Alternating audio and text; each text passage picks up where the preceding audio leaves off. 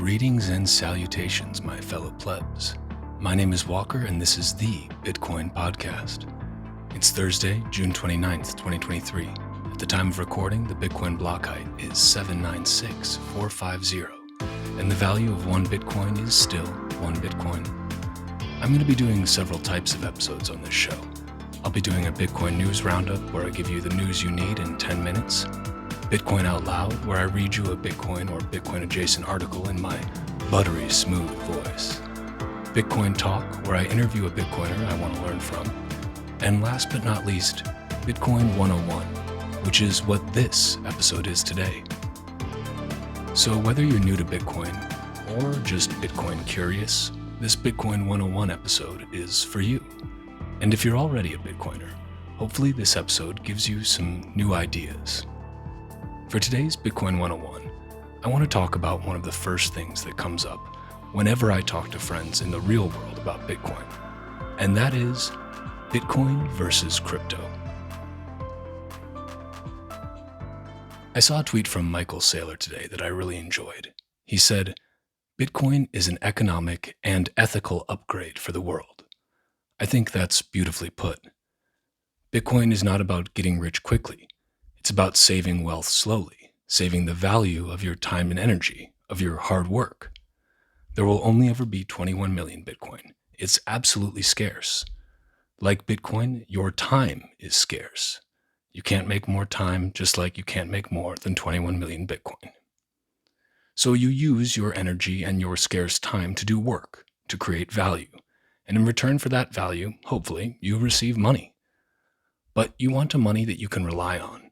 A money whose issuance is fixed, whose supply is capped. You want an economically superior money. You want a money that is not controlled by a small group of people who make decisions behind closed doors. You want an ethically superior money. You want a money that safely stores the value of your scarce time and your hard work long into the future so that you can plan your life. In contrast to Bitcoin, which is the first cryptocurrency and absolutely scarce, there are tens of thousands of different, quote, altcoins, alt meaning alternative. But all of these myriad altcoins are not alternatives to Bitcoin at all. They're merely recreations of the same centralized, top-down, broken monetary system we have in the fiat world, a system which enriches the already rich at the expense of the poor.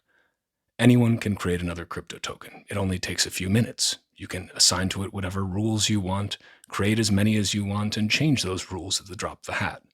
But no one can create a second Bitcoin. And there are no insiders in Bitcoin who can change the rules or print more Bitcoin out of thin air to benefit themselves. In Bitcoin, we say, don't trust, verify, because anyone in the world can run a Bitcoin node, which is their own copy of the Bitcoin blockchain, running on an old computer or Raspberry Pi, and on that node, you can audit the entire Bitcoin blockchain for all of its history.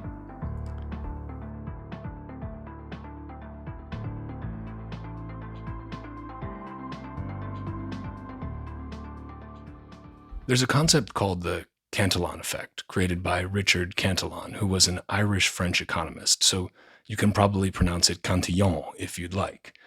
But the basic idea of the Cantalon Effect is this: changes in the money supply don't affect all areas of the economy evenly. Specifically, those who receive the new money first, such as banks or governments, tend to benefit as they can spend it before prices have risen in response, i.e. before inflation sets in. Meanwhile, those who receive the new money last, like workers and consumers, are often negatively affected as they face increased prices before their income has had a chance to adjust. This can lead to increasing wealth and income inequalities. Sound familiar? Now, how does the Cantalon effect apply to the so-called altcoins that try to claim they are somehow an innovation above Bitcoin? Well, like traditional currencies, centrally controlled cryptocurrencies can also be subject to the Cantalon effect. This is because the entities that control the issuance and distribution of these digital currencies can influence who gets the new supply first, and thus who reaps the benefits of spending or investing, or let's say dumping their bags on you, before the general price levels have had a chance to adjust. And not only that, but just like in the fiat system, in crypto, the insiders can change the rules to benefit themselves, like increasing the total supply of tokens, for example.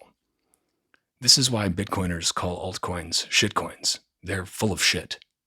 When Satoshi Nakamoto created Bitcoin, he had to mine new Bitcoins, just like everyone else. He didn't set aside a big chunk of coins for himself, his buddies, or for Silicon Valley VCs. No, he had to use real-world energy to mine Bitcoin.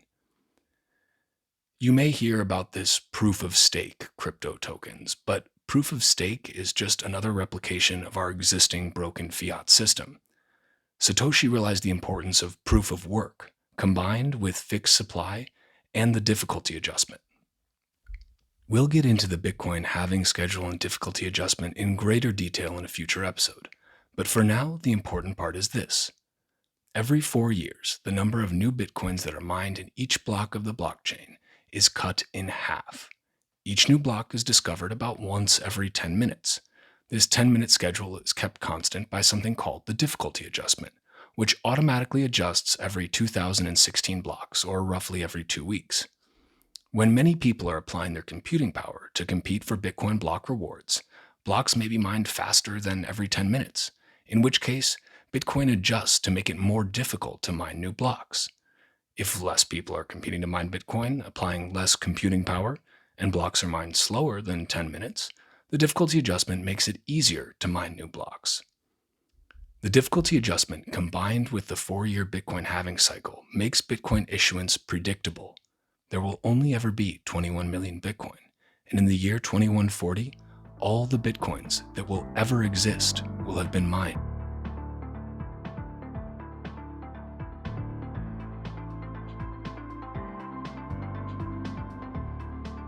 When you hear crypto scammers use words like utility or use case or killer app or blockchain innovation, etc., recognize that these are buzzwords meant to distract you from the fact that someone is trying to sell you vaporware to pump their own bags. When you hear crypto pumpers saying things like, Bitcoin is too slow, Bitcoin doesn't scale, or Bitcoin is boring, recognize that these are empty statements that do not reflect the reality of the Bitcoin ecosystem today, including the Lightning Network, Liquid, Cashew, and so many more things that are happening on Bitcoin. We'll get into each of those in later episodes. The reality is Bitcoin is the most powerful computer network in the world.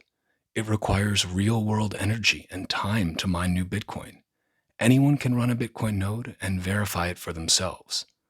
There are no insiders in Bitcoin, and there are no outsiders because anyone can use Bitcoin and know with confidence that the rules are the same for everyone, whether you're a billionaire or a bartender. So, the killer app of blockchain is Bitcoin. The killer app of Bitcoin is being sound money. Sound money will naturally start out as a store of value, then become a medium of exchange, then become a unit of account. If you want to build a castle, you don't build it on sand, you build it on stone. If you want to build a better world, you have to start with a solid foundation. You have to start with sound money. That's why Bitcoiners say, fix the money, fix the world. So, what's the difference between Bitcoin and crypto? Bitcoin gives us a chance to build a better world built on a fair, predictable monetary system that's open to anyone. Crypto just recreates the worst parts of our current broken system, which benefits insiders at the expense of everyone else. And that's a wrap on this Bitcoin 101 episode of the Bitcoin Podcast.